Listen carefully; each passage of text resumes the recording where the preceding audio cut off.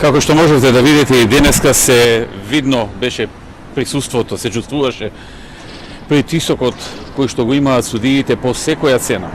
со кршење на правата на обвинетите да ги тераат случаите и да ги завршат што е можно побрзо.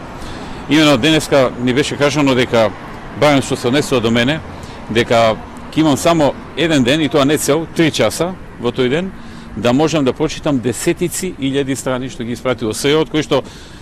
претпоставам сите или најголем дел се нерелевантни, но мора човек да ги прочита за да знае што во нив има. И на тоа судијата немаше одговор и кажа дека тоа е неговата одлука без да даде аргумент, бидејќи очигледно тоа е под жесток притисок.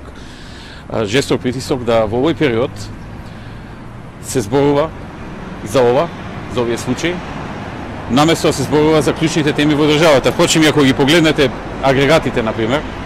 ќе забележите дека денеска прва вест е Титаник, а втора вест е името. И тука можете да најдете смислата и